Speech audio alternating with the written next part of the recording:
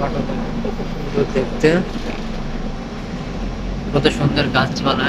এই গাছপালা দেখে মনে হচ্ছে আমি বাংলাদেশে আছি। অনেক সুন্দর গাছপালা, অনেক অক্সিজেন। দেখুন বিল্ডিংটা দেখুন, অর্ধেক দেখা যাচ্ছে, অর্ধেক দেখা যাচ্ছে না। বিল্ডিংটা পুরো মেঘের ভিতরে।